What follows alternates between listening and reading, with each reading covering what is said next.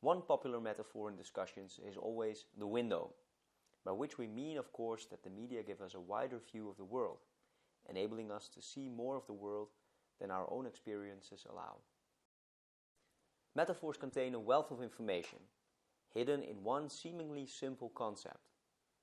A similar metaphor, for example, but different on one important detail, is the mirror metaphor.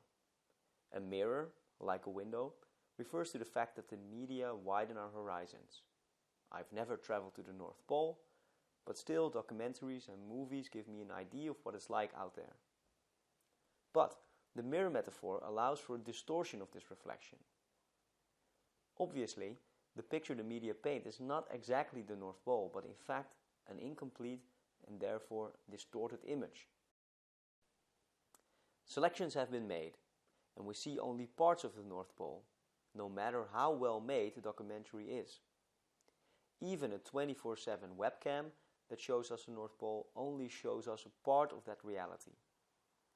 Therefore, instead of a mirror, scholars sometimes use the metaphor of tainted mirror or broken mirror to indicate that the reflection is not pure. Much research is focused on these selection processes, what gets attention and what doesn't.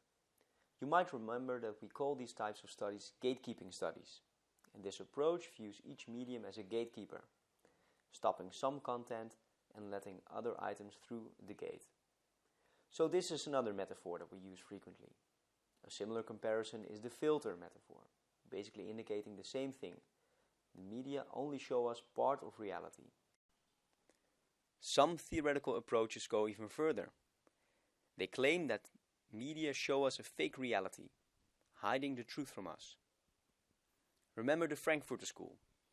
Scholars from this school of thought argue that pop culture is created by the powers that be to keep masses ignorant and keep their minds from revolting. The media, in this theory, work as opium for the people.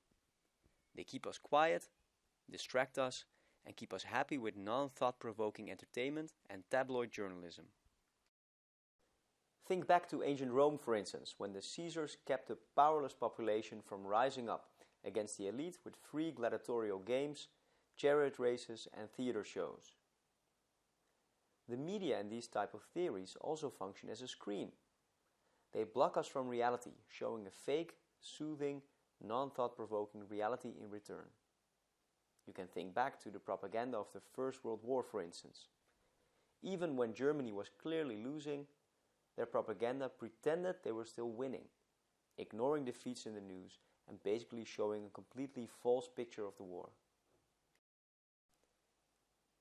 Now that we are talking about propaganda, another metaphor that's often used is the well-known hypodermic needle or magic bullet comparisons, referring to the media as a means of persuasion, injecting or shooting the audience with messages to which they have no defense, creating instant effects.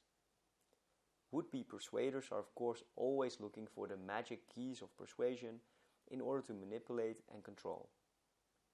In these theories, journalists are not critical of governments and big corporations. Basically, the media are a lapdog of the elite.